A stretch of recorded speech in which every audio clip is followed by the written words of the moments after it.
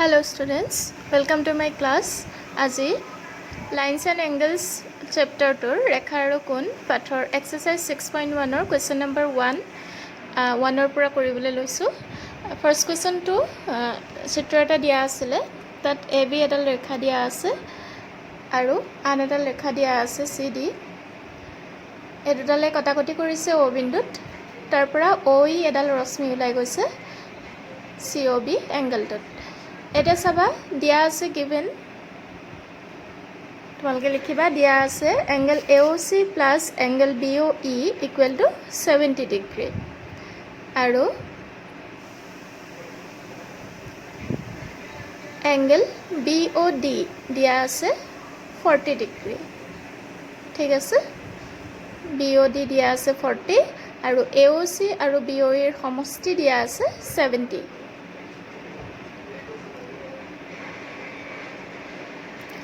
এতিয়া চাবা angle BOD equal to হ'ব এংগল AOC, কাৰণ আমি জানো দুডাল ৰেখাই কটাকটি কৰিলে সৃষ্টি হোৱা বিপ্ৰতীপ কোণবিলাক কি হয়, সমান হয়। গতিকে আমি AOC এংগলটো BOD যদি সমান হয় তেতিয়াহ'লে AOC কিমান পাম, 40 degree.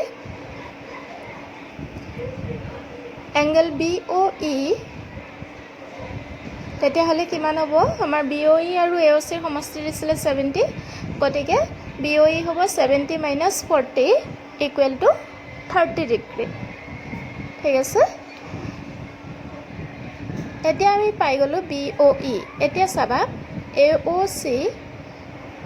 Plus angle COE plus angle BOE হয় 180 ডিগ্ৰী। তিনিটা কোণৰ সমষ্টি 180 ডিগ্ৰী হ'ব, কাৰণ এইকেইটা হৈছে ৰৈখিক জুৰীয়া কোণ, কাৰণ AB এডাল ৰেখা জুৰীয়া, ব্ৰেকেটৰ ভিতৰত আমি লিখি দিছোঁ চৰ্তটো ৰৈখিক জুৰীয়া কোণ। এতেকে আমি AOC ৰ মানটো বহাই দিলোঁ 40 degree plus angle COE plus angle BOE আমি পাইছোঁ কিমান, 30 equal to 180, implies angle COE হ'ব 180 মাইনাছ 70 ডিগ্ৰী, গতিকে হ'ব 110 ডিগ্ৰী। ঠিক আছে, এতিয়া চাবা প্ৰত্যাৱৰ্তী COE উলিয়াবলৈ দিছে। প্ৰত্যাৱৰ্তী মানে কি, COE ৰ বাহিৰৰ যিটো কোণ, আমাৰ এটা বিন্দুত আমি জানো 360 ডিগ্ৰী থাকে, গতিকে 360ৰ পৰা আমি COE মাইনাছ কৰিম, কিমান পালোঁ, 250 ডিগ্ৰী। ঠিক আছে, আমাৰ ওলাই গ'ল প্ৰত্যাৱৰ্তী COE 250 ডিগ্ৰী।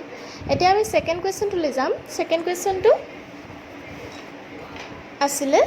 XY, এটা চিত্ৰ দিয়া আছে, XY এডাল ৰেখা আৰু MN এডাল ৰেখা, যি দুডাল ৰেখাই O বিন্দুত কাটিছে, তাতে MOY কোণটোত POY এটা কোণ আছে, মানে OP এডাল ৰশ্মি আছে। OP ৰশ্মিডাল কি হয়, লম্ব হয় XY লগত, গতিকে POY কোণটো হয় 90 ডিগ্ৰী আৰু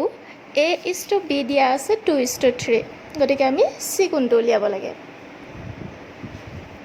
এতিয়া চাবা POY 90 হয়, তেতিয়াহ'লে POXও 90 হ'ব, কাৰণ OP লম্ব, POY 90, A:B দিয়া আছে 2:3, আমি ধৰি ল'লোঁ A ইকুৱেল টু 2x আৰু B ইকুৱেল টু 3/6।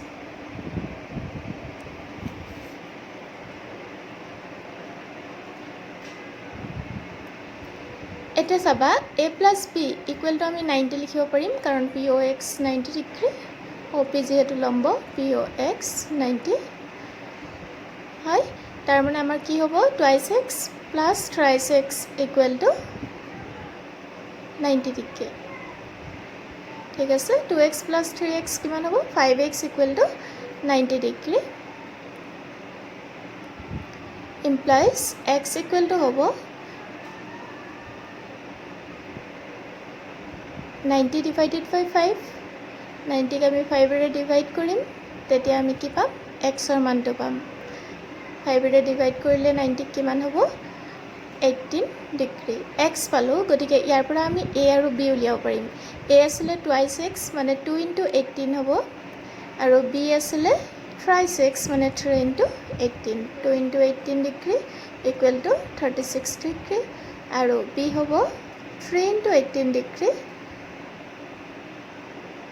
মানে 54 ডিগ্ৰী ঠিক আছে এতিয়া এ বি পালোঁ আমাৰ উলিয়াবলৈ দিছে চি এতিয়া চাবা চি কোণটো এম অ' ৱাই কোণটোৰ সৈতে সমান হ'ব কাৰণ ৰেখাকেইডালে কটাকটি কৰিছে আৰু এই দুটা হৈছে বিপৰীত শীৰ্ষক কোণ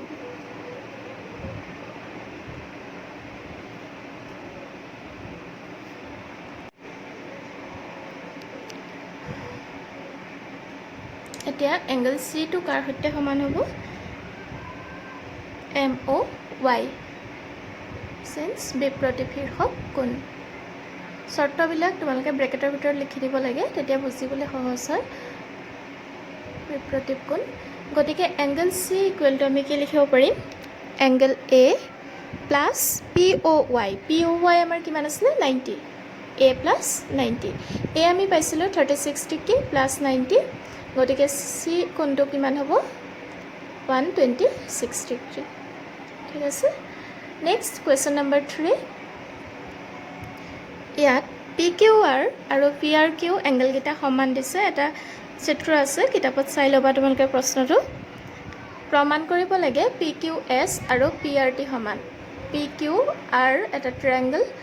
আৰু তাত কিউ আৰডাল বহাই থোৱা আছে এছ আৰু টি লৈ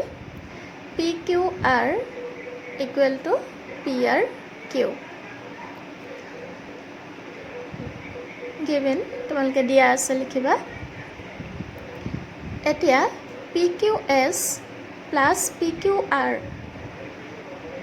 যেহেতু ৰৈখিক জুৰীয়া কোণ গতিকে আমি ইকুৱেল টু 180 ডিগ্ৰী লিখিব পাৰিম P Q R plus P Q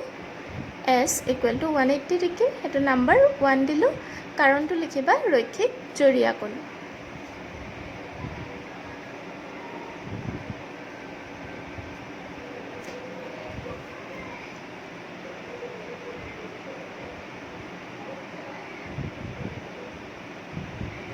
সেইদৰে P R Q plus P R T এংগলকেইটাও কি হ'ব 180 ডিগ্ৰী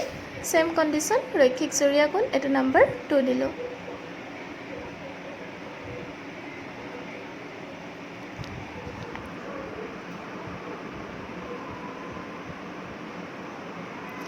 এতিয়া 1 ইকুৱেল টু 2 পালোঁ দুইটাতে সমষ্টিটো 180 ডিগ্ৰী হয় সামেশ্যন 180 ডিগ্ৰী গতিকে আমি কি লিখিব পাৰিম P Q R plus P Q S equal to P R Q plus P R T এতিয়া পি কিউ আৰ আৰু পি আৰ কিউ কেঞ্চেল কৰি দিব পাৰিবা কাৰণ দুইটাৰ মান সমান 1 যদি হয় 1 হ'ব গতিকে কেঞ্চেল যাব since P Q R equal to P R Q implies কি থাকিলে angle P Q S equal to P R T হৈ গ'ল নেক্সট কুৱেশ্যন নম্বৰ 4 ফিগাৰটো আছিলে 6.16 তাত এ বি এডাল ইয়াত x plus Y equal to W plus Z দিয়া আছে প্ৰমাণ কৰিব লাগে এ বি এডাল ৰেখা বা এ অ' বি এডাল ৰেখা ইয়াত ৰশ্মি আছে এ বি আছে x plus Y equal to দিয়া আছে ডব্লিউ প্লাছ জেড আমি জানো চেণ্টাৰত সদায় যেটাই কোণ নহওক যিমানেই কোণ নহওক সমষ্টিটো সদায় 360 ডিগ্ৰী হয় গতিকে x plus Y equal to W plus Z এইটো দিয়া আছে গিভেন আমি জানো যে x plus Y plus W plus Z কিমান হ'ব টোটেলটো 360 ডিগ্ৰী হ'ব ইকুৱেল টু 360 হয় ইমপ্লাইজ কি হ'ব এতিয়া ডব্লিউ প্লাছ জেডৰ ঠাইত আমি আকৌ এক্স প্লাছ ৱাই লিখিব পাৰোঁ গতিকে কি হ'ব 2 ইনটু এক্স প্লাছ ৱাই হ'ব equal to 360 implies x plus Y equal to 360 by 2 equal to 180 degree হ'ল এতিয়া আমি পাই গ'লোঁ এক্স প্লাছ ৱাই 180 ডিগ্ৰী গতিকে কি হ'ব এক্স আৰু ৱাই ৰৈখিক জুৰীয়া কোণ সেইদৰে ডব্লিউ আৰু জেডৰ ৰৈখিক জুৰীয়া কোণ গতিকে এক্স এ অ' বি এডাল ৰেখা তোমালোকৰ বাবে 5 আৰু কুৱেশ্যন নম্বৰ 5 আৰু 6 ৰাখিছোঁ তোমালোকে নিজে কৰিবা যদি কিবা প্ৰব্লেম পোৱা মোক কমেণ্টত জনাবা মই আকৌ এটা ভিডিঅ' বনাই দিম ঠিক আছে প্ৰব্লেম পালে ক'বা মই আৰু এটা ভিডিঅ' 5 আৰু 6ৰ কাৰণে বনাই দিম নহ'লে নিজেই চেষ্টা কৰিবা ঠিক আছে, থেংক ইউ।